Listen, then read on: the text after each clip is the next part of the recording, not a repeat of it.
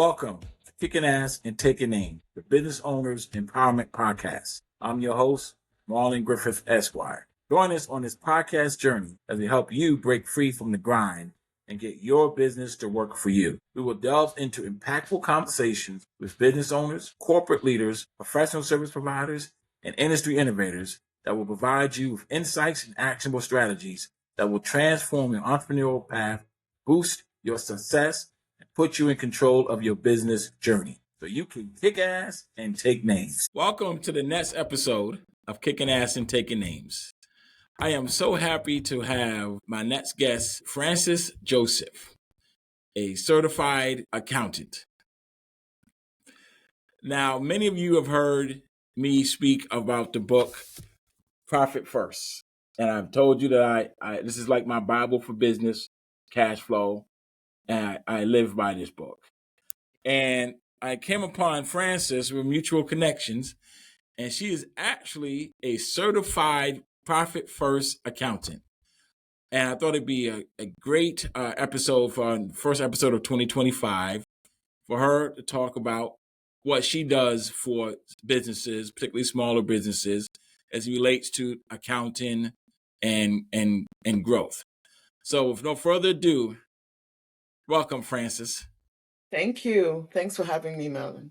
Now, tell us, you are Juris Ledger. And what is Juris Ledger? So Juris Ledger is an accounting firm. We do everything from bookkeeping to advisory, CFO services. We're Profit First certified. I am Profit First certified. And that means that I actually went through a course with the author of the book Profit First. And I use those principles in my firm and with my clients. Awesome. Now we're gonna get to Profit First in a minute, but tell us about yourself. I know when we spoke initially, you were headed down the track of becoming a doctor. I was. And tell us what happened from a doctor to an accountant. How did that happen? Well, anatomy happened. The first time I saw my first cadaver, I was like, yeah, this is not for me. When I was very young, I was a teenager. Mm-hmm. So I was like, nope, not doing this. But Marlon, as you know, you don't go to an immigrant dad and tell them you're dropping out of medical school and you don't have a plan. So I did go to my KPMG office that was closest to me in London at the time. I walked in, I told them that they needed to give me a job, and they looked at me as if I was crazy. I had no concept of the Big Four, any of that. I just knew it was an accounting firm. I'd seen it walking through London, and I was just like, yeah, these guys are going to give me a job today because I have to go tell my dad that I dropped out of medical school. Wow. And that's how I started I was there for a few hours. I was there for about 4 or 5 hours before they eventually said, okay, we'll give you this job contingent on you going back to college and studying accounting, and you can come in the summers and, work in the summers and all of that. And that was great. And that's what you did? That's how I started my accounting career. From cadavers to profit and loss statements. Wow. Yes. So you mentioned KPMG, which is obviously one of the top accounting firms in the world, actually. Mm-hmm. Yes. So did you end up being employed by KPMG? Yeah, so I was at KPMG for 4 years. So 4 years of audit. I was doing audits. So yeah, I had that experience. Okay. It's a very good experience. So it's very rigorous. And when you talk to people who've been through that experience, most people are like, I would never want to do that again. And I would never want to do that again, but it really set me up for success in this profession. Yeah. It kind of laid the principles and the foundation. Yes, it did. Okay. They're very thorough. That's one thing I can say about KPMG. Okay. So after KPMG, what did you do? So after KPMG, I've been in corporate accounting, doing controllership work, general ledger, revenue recognition, forensic accounting, all kinds of things. And I've been in the energy industry, I've been in the professional services industry, in tech, law, all of it. Okay. So I have a lot of experience in various industries. So I'm very comfortable with having clients come from all kinds of industries. Did you see any difference in these industries when it comes to your accounting work? So the differences will be like, the differences are very subtle. When you're talking about, for example, a law firm, one of the biggest things that lawyers are looking at, that is to make sure that they are taking care of their trust accounts, they're, balancing those things that they need to do to be in compliance with the law. So trust accounts is big with attorneys. When you go to construction companies, it's their WIP reports. So their work in progress, which attorneys also have, by the way. And so those are the subtle differences between the different industries. But accounting is accounting, quite honestly. Okay.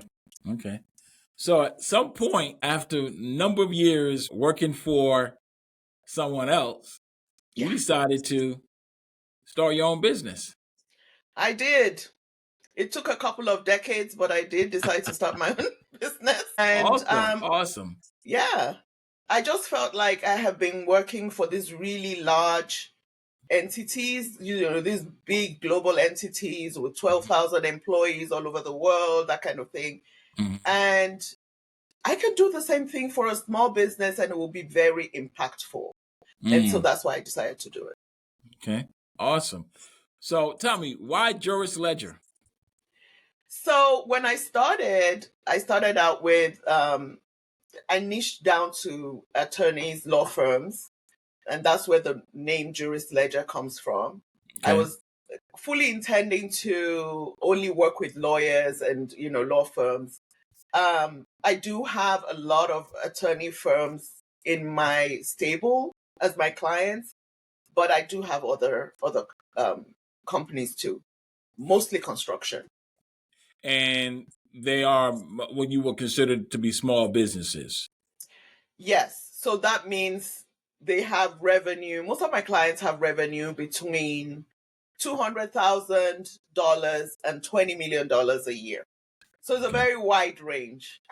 Exactly. But it's still considered, that wide range is still considered to be a small business. They're still small businesses, yes. Okay.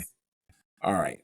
So now let's get to, before we get to, what's some of the issues that you've seen when when you're performing, your fractional CFO work or your accounting work for these small businesses? Accounting work-wise, the biggest problem is that when people start out, they have to do everything themselves. And so they start out doing the accounting themselves. I mean, QuickBooks. And in QuickBooks. And most of the time, they don't know when to stop. They don't know when to say, they don't know when to say, listen, this is not my job. I need to hand this to somebody who knows how to do it, who is a professional. And the thing is, like most people as business owners are not dumb. Like they're smart people. So they think the fact that you're smart doesn't mean you know everything. I'm not going to operate on anybody's kid because I'm not a doctor. I'm not a surgeon. So that's one of the biggest things is people think that they can do the accounting. QuickBooks is going to do everything. It really does not. You need somebody who knows what they're doing so that you get the right results. Okay. So and I'm putting you on the spot, Frances. So what is that period of time? Is it a revenue number? Is it a time hours spent number where, the smaller businesses the business owner needs to recognize, I need to bring in somebody else to do this. I need to replace myself. I think it depends on the person. Okay. But a good way to look at this is, am I spending so much time on this accounting work that it's taken away from what my primary purpose of my business? If you're spending 20 hours a week or 10 hours a week doing the bookkeeping, that's not a good use of your time. because what my team can get done in 1 hour is what you're doing in 10 hours. It just doesn't make any sense. Sure.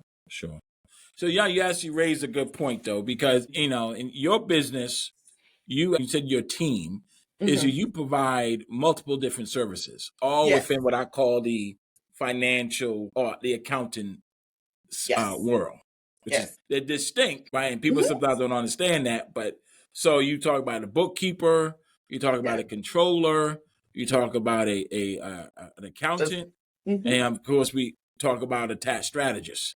Yes. Those are 4 distinct roles, They are. right? So if you can just kind of, what's the role of the bookkeeper? I mean, because when you talk about someone replacing themselves, you agree with me, you're not necessarily saying replace everything all at once.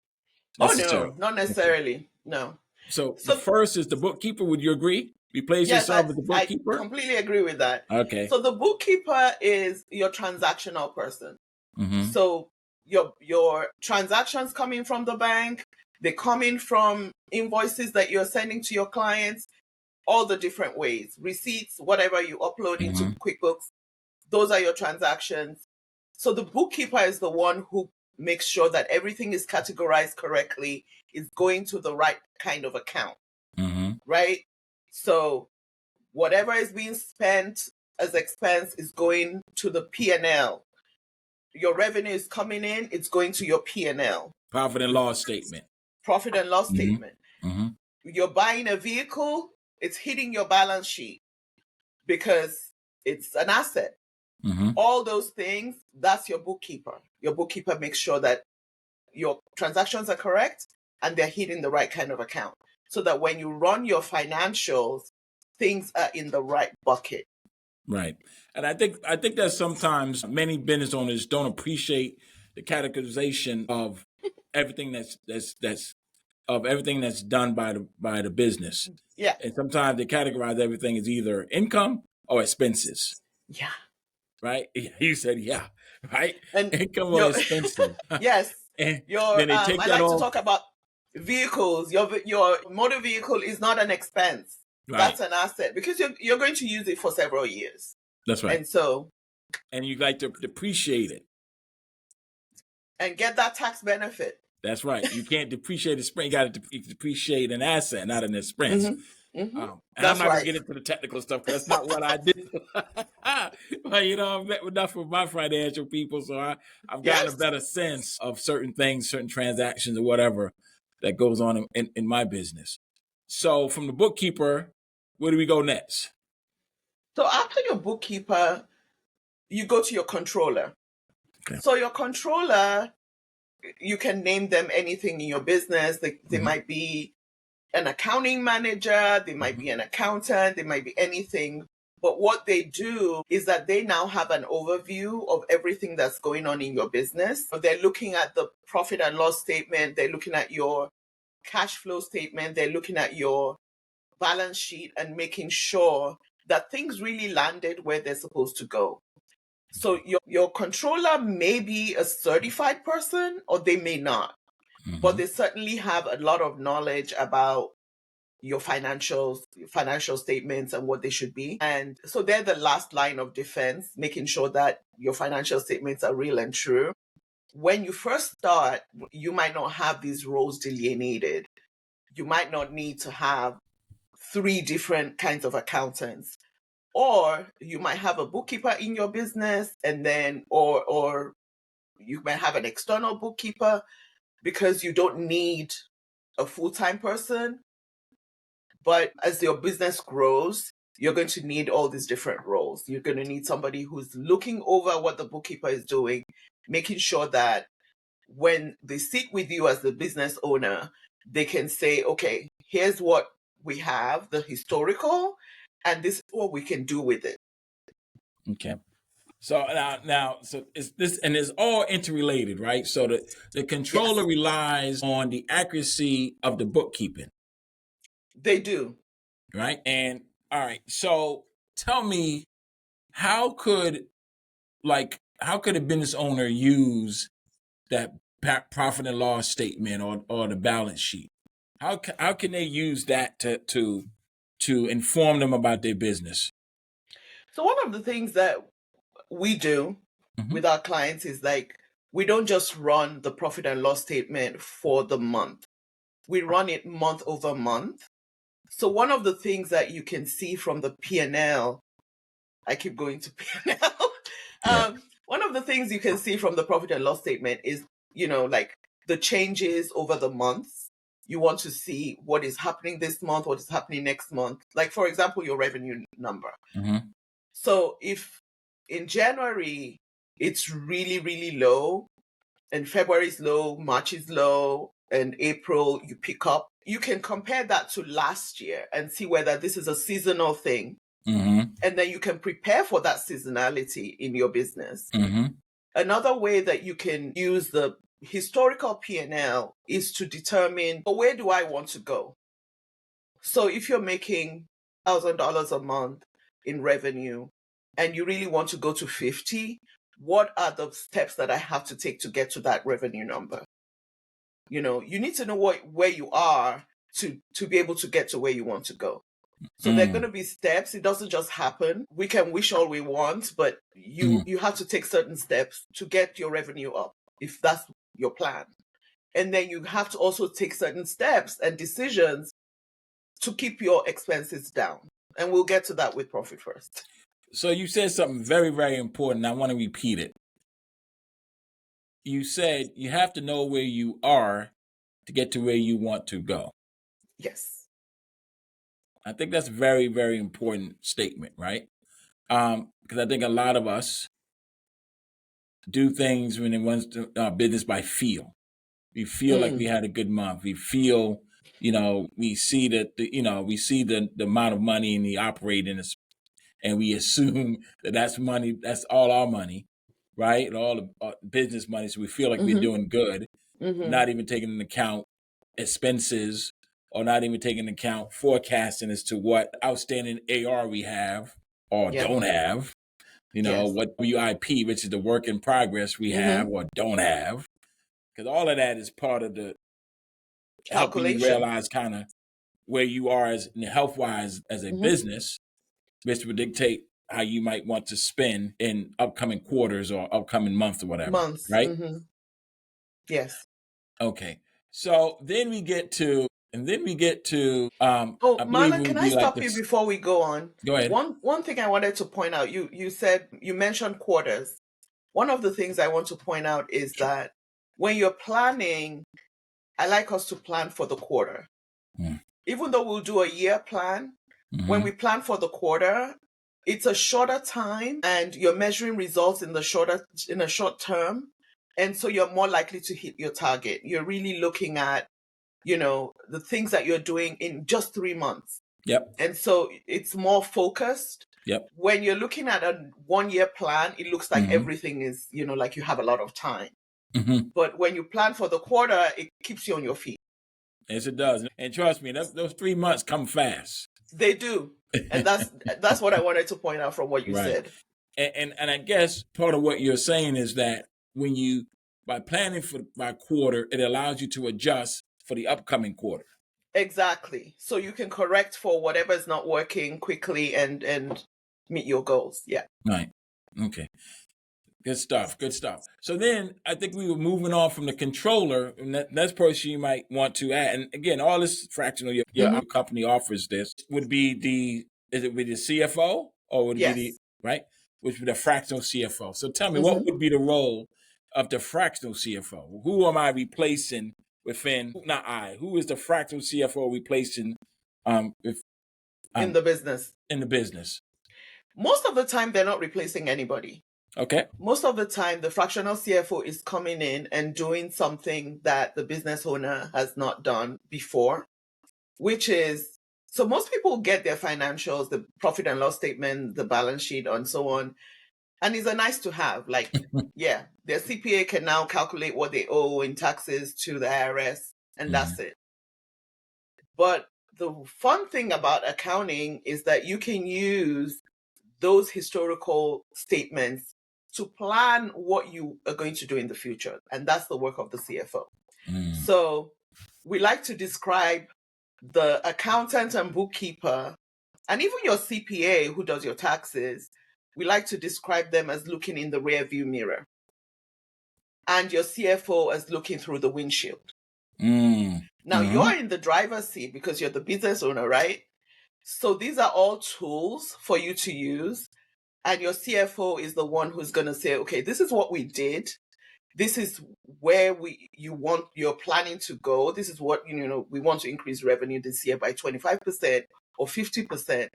And this is what we need to do every month to get to those numbers, those revenue numbers. This is what we need to do every month to get to the expense number, to reduce our expenses so that we are more profitable. All those things. And another thing is the CFO looks at your cash flow. You might be making a lot of money. It doesn't mean you cannot be short of cash. So the CFO looks ahead, makes sure that there's not going to be a cash position in another 3 months where you're running helter-skelter. They can see it from now because it's planned, and you can plan for it. So it's easier for you to plan for a cash shortage that's coming in 3 months' time than one that's going to hit you next week. So that's the job of a CFO. Yeah, that's very important. So now we get to profit first. Yay.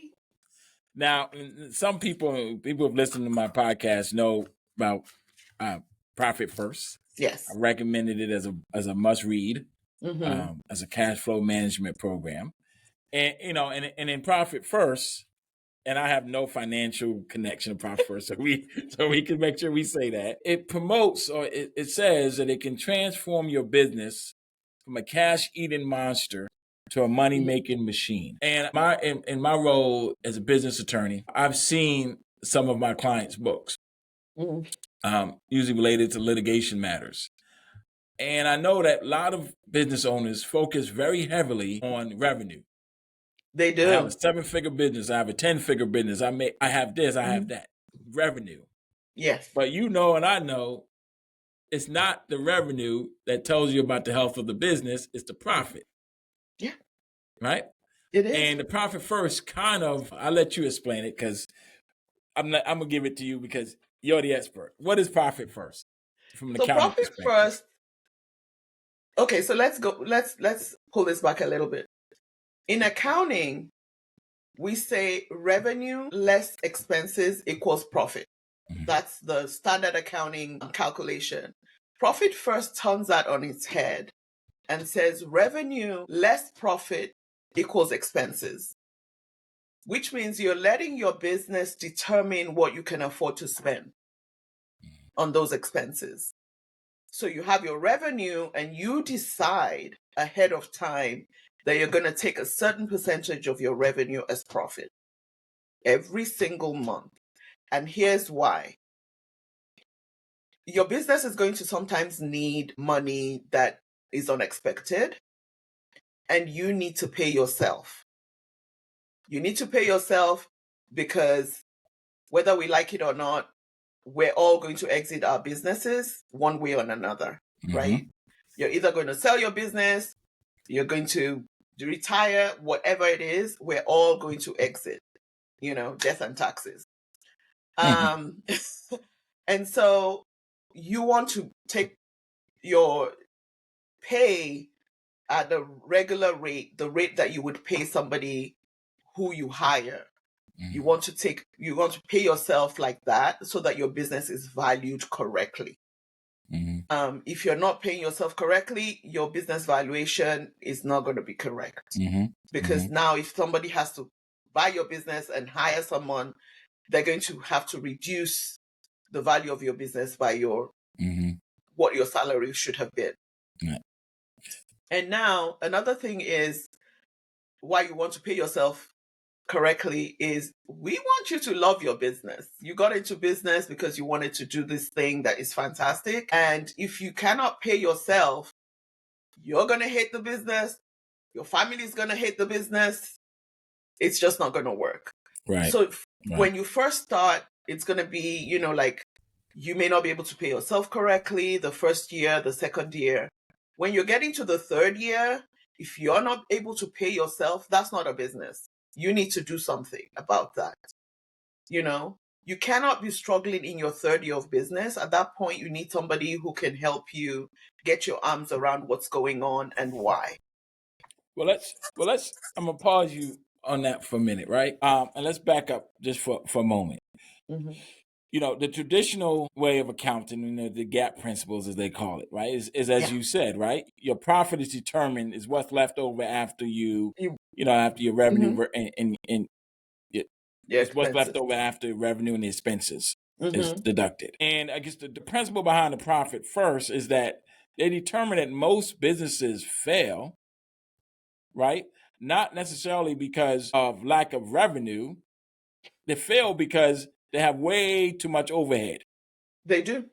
Right? Way too much overhead. And as part of that overhead, and as what's not included in that overhead, is their salary. Exactly. Right? They don't pay themselves at all. They do not. So when, and I guess I know that the author of the pay yourself first, profit first, I'm sorry, was trying to address that because that happens over and over and over again. Yes. Right. And so he came up with a system where you have like at least 5 different accounts. At least right? 4, but maybe 5. Yes. It's 4 or 5 and it can change. And so I think sometimes what's confusing about the profit piece of it is the profit, is my understanding, is not really about paying yourself first. That is what you want the company to earn above expenses. Right? So that's not necessarily a large number per se, right? No one is saying 60% of is what it's, we'll talk about how you determine that number. But what I really want to get to is one of the accounts that they talk about is owner's compensation. Right? Yeah. That is part of your expenses that you have to determine, and that's what you were speaking about. You have to determine a salary for yourself. It doesn't have to be the highest salary in the world. No. But it has to be a salary, right? It has to be. You have to have a salary and have a separate salary account so that you put that money aside. You have to have your taxes put aside because that's another thing that we don't want to be a surprise because it shouldn't. It should never be a surprise. We have to have our profit account, which is set aside money for the business and to pay you. And we'll talk about that later, that profit part. And you have your operating account. That's right. Which is what you use to pay your expenses. You're not paying your expenses out of these other accounts, and you want to make sure that you make it realistic. And implementing profit first is a gradual process, and that's where most people fail. They read the book, they're like, yes, I'm going to put aside the 15% for my taxes, and I'm going to put aside this, and then they do it for like 2 weeks. And they need to pay this other bill, and they're pulling money out of that account and so on. Yes. So it's a process, right? And in fact, he promotes the business owner to do it in a conservative way. Yes. So let's break that down though. So because we talked about the different accounts, right? You got the income is where the money comes in initially, but it doesn't stay there.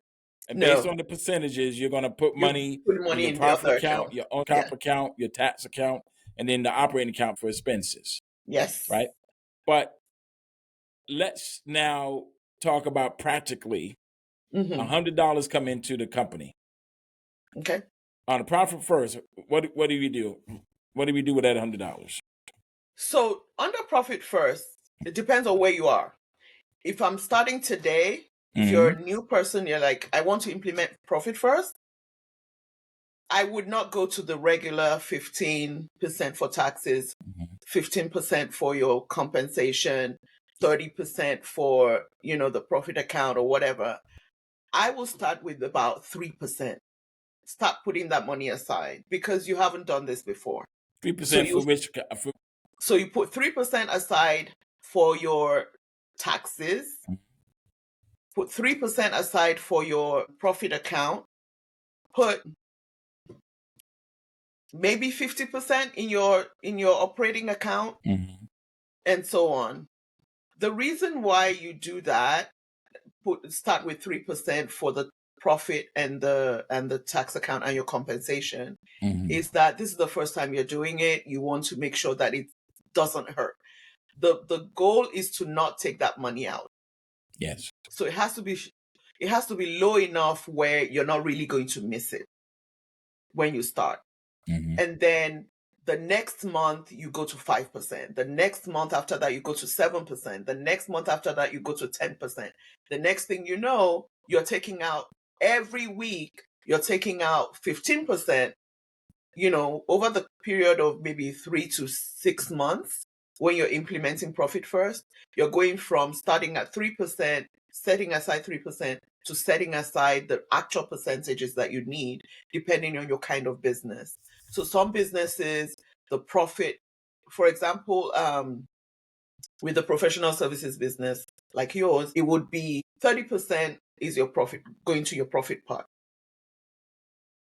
Some other businesses have very, very high expense just because of the nature of the business. And so they might not have a profit per pot that's higher than 15%. So it really depends on the type of business that you're running. But that's not what makes you, being a certified Profit First accountant, so special. Because you can advise companies as to what those percentages should be. Yes. Initially as well as ultimately, because it is kind of business. In some ways, it is very business specific, right? Yeah. It Professional depends on the services industry. usually have less overhead because we don't have machines and a lot of physical plant buildings and stuff to take care of. Yes. As opposed to manufacturers or construction people or what have you. Exactly. And so we're clear. You're doing, it's the percentage stays. You're talking about how you may increase them as you go, but the percentages basically stays where they are, regardless if it's $100 that comes into the business or $100,000 that comes into the business. Absolutely. So that's it doesn't the matter. Yeah. The percentage is going to be the same. You can decide to move the money on a weekly basis or every 2 weeks. I advise move the money every week. Just allocate the money. Once the money comes into the revenue account, allocate the money at the end of every week and be done with it. So you know exactly what you have in your operating account. That is what you can spend on the business. Gotcha. Because, I kind of want to reiterate this, because obviously in business ourselves, we obviously have a lot of potential vendors. I don't know about you, but my email gets hit up every day with some company or someone trying to sell me a particular service or a particular product. Right? I mean, and that's, I don't have any complaints about that. Is how commerce works. Yeah. But I think often the business owner either preemptively go, nope, I'm not interested in that, even if it might be something that can help them because they think they can't afford it. Or depending on where they think their cash flow is, oh yeah, let's get that. Or someone in their business say, hey man, we need this, we need that. Sure, go get it. Right? And neither one is quite the way to assess this. Yeah, so you have to actually plan your spending. You don't just go after the next shining object, and you don't necessarily want to say, we're not going to spend a dime on anything. That's not the way to do it either. You're going to need services. You're in business. There's some legitimate services. And since business owners like to talk about revenue, one of the things that comes up is marketing. You're going to spend money on marketing. You're going to, maybe you get an agency or you have somebody in-house that does the marketing. You're going to spend money on that. And that's a decision that you have to take seriously. Do we need it? How much is it going to cost to get an in-house marketing person? And what are they going to bring to the table? How much revenue are they bringing in that will make it worth it for us to hire them? If we're going with a marketing firm, what is the return on investment that will make it worth it? These are decisions that you don't make just because you got an email from a marketing guy. It's something that you need to sit down and look at the numbers. This is where we want to go. This is how much it's going to cost. When can we afford to start doing this? right? You want to know how much, you want to know when. You can't just take the decision. And if you do take the decision to spend, you need to keep measuring. So you start with a marketing firm. They cost you $5,000, for example. After the first 3 months, you need to go and say, okay, how much have they brought in? And then you need to see, is this working for us? Do we need to wait a little longer? Or is this just not going to work? Right. And now, one of the other things that I wanted to bring to my audience attention is one of the benefits of Profit First is, when you're dealing with that profit account, was two big benefits in reality, right? Yeah. One of the biggest issues that small business owners have is filing their taxes, particularly filing their taxes on time. Yes. Right? And they're always dealing with their accountant, the tax file accountant, who doesn't really have anything to do with running a business. This is, as you said, is rear view mirror time. They're trying to provide that individual all their documentation, and they all, many are crossing fingers, worried about, okay, how much I'm going to owe this year, and then obviously think about how I'm going to get the money, right? And one of the things that Profit First does with that, again, it's not meant to be specific. Like, it's not going to be completely accurate. It's a percentage, right? It's a percentage. It now helps you with that aspect, right? When you've been putting 5% of everything that comes in, or whatever that number is, aside for taxes, it doesn't mean it's going to cover all of your tax obligations necessarily, but it's going to cover a lot of them, a lot of it. Yes. So it makes it easier for you, right? Yes. It's going to cover a lot of it. And a lot of the thing is, like, if you have a tax strategist, you'll get closer to the number than not. Yes. At the end of, you'll get very close to the number. That's advanced financial literacy and accounting right there. I got to take it. We're going to get there. We're going to get there. That's advanced. I'm just trying to go back to the basics. Like, a lot of clients are always concerned, a lot of small business owners always very pensive about tax season and filing extensions, and then spending their summers stressed when everybody's vacationing and doing all those wonderful things.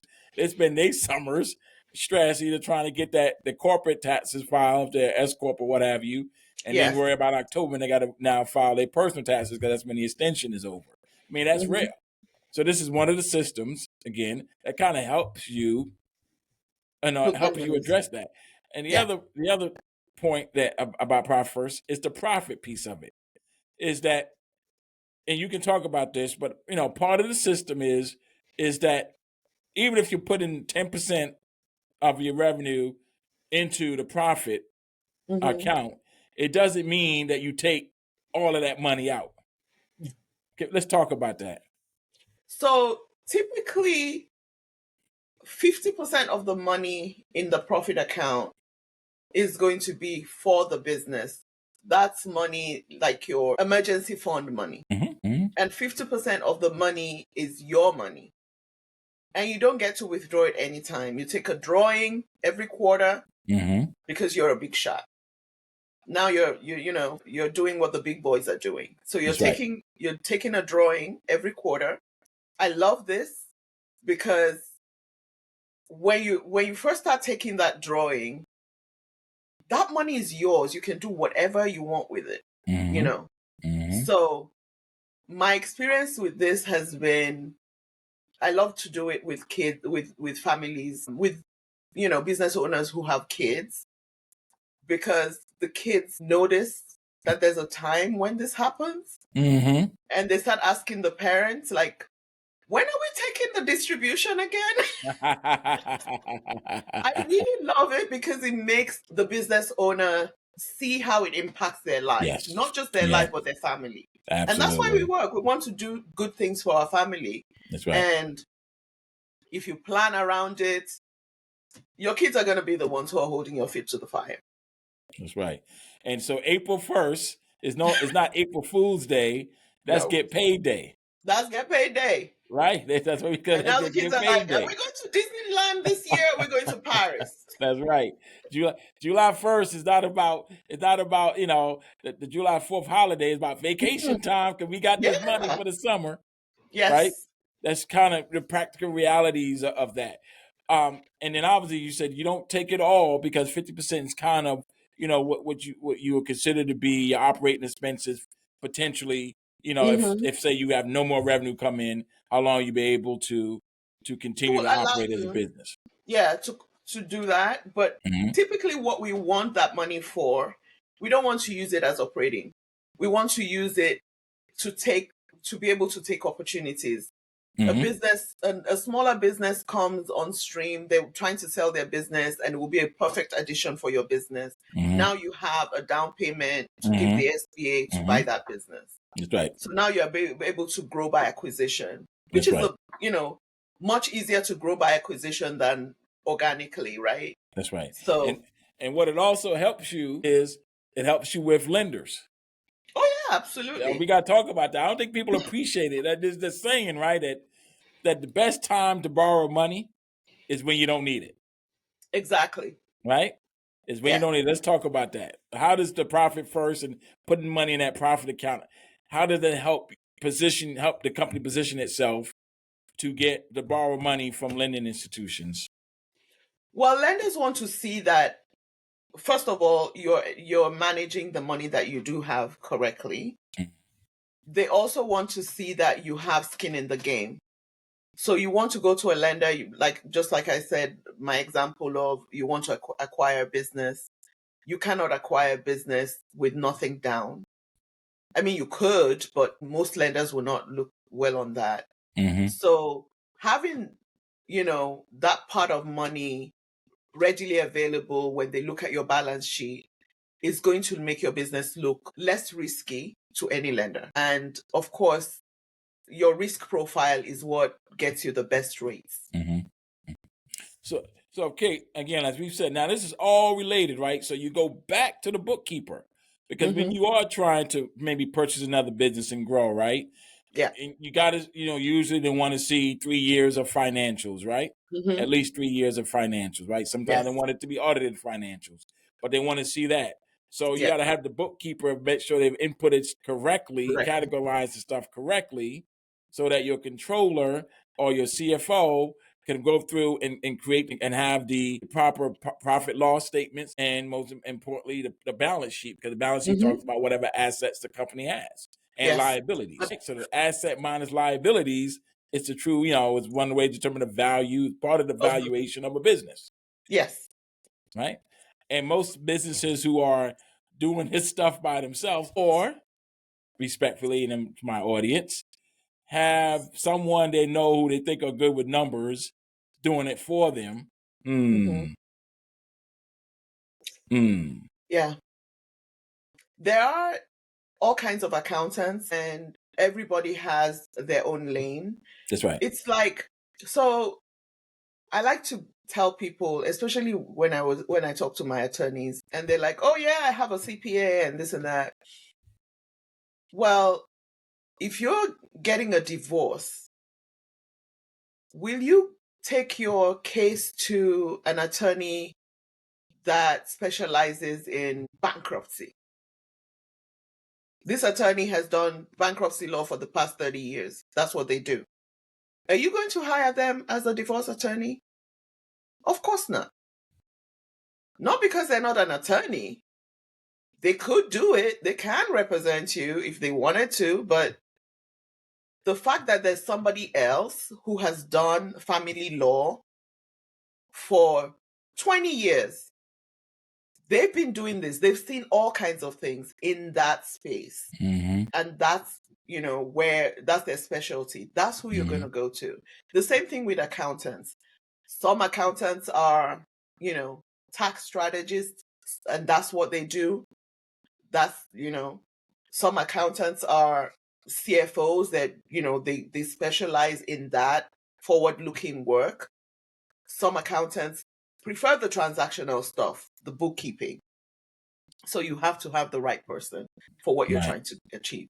Right. And I think that one of the biggest small business owners distinction with accountants is the ability to be able to distinguish between a tax preparer, someone who doesn't file my taxes, a kind of a CFO person who makes sure my books are in order, so I can the audit is nice, and we pass an audit. But then there's also the type of financial person, the CFO, who is forward thinking. Yes. Right? That help you look out the windshield. Exactly. Right? As a company, helps you look out the windshield. And I think sometimes that's undersold, underappreciated. And like you said, every lawyer can't do a family case. No. But every lawyer shouldn't do a family case. Let's put it that way.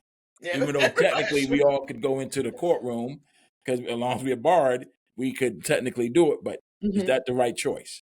And that's the same thing when it comes to, part of trying to, educate my audience on the difference and the differences in financial, what I call financial providers. So that's one of the unique things about your business, is that you provide, as a business, provide that. So the last area before we end this was tax strategists. Yes. But you said something, I don't know if you remember in our prior conversation, where you said, I hired a tax strategist for my company. You're not a tax strategist. So you see, that's the point, right? You have certain specialties yourself. I do. And you realize that your clients could benefit from a tax strategist. Yes. And you realize that you needed to hire one, that it wasn't going to be you. If you need somebody to strategize on your taxes and so on, it's not going to be me. If you need somebody to do the transactional stuff with your books, the bookkeeping, it's not going to be me. But we do have all those people in my firm. So we have bookkeeper, we have the accountant who is more like a financial analyst, and they're looking at variances, they're looking at year over year, they're looking at month over month, they're looking at all these trends in your business. And then I do the CFO work, and I have a tax strategist that is very busy right now because it's the beginning of the year and everybody's like, I'm not going to let what happened in 2024 happen again. Right. And we want to get ahead of it. We want to make sure that we're taking the best decisions so that we take advantage of the tax laws. We want to pay the least amount of tax that we can legally. And we want to put our money in vehicles that help us to take advantage of the tax. That's right. And I don't think a lot of people realize it, right? It's like sometimes people and business owners think that, some type of tax strategy means that they're getting over. No. Right? No. It's all within the code. It's all within the code. It's all within the code, right? There are people who have studied the code, who have looked at, and they do this every single day, and they've done it every single day, and they love it, and they've done it every single day for 25 years. Yeah. Come and talk to me about looking at your business the forward-looking way. I've done that for 25 years. That's right. But there's somebody else who has done the tax stuff, and they love it, and that's their thing. And that's who you should be talking to when it comes to your tax strategy. And that's not necessarily your tax preparer. That's right. Oh, that's definitely not your tax preparer. But I'll say it for you. It's definitely not your tax preparer. But you said something very important, right? From a timing perspective.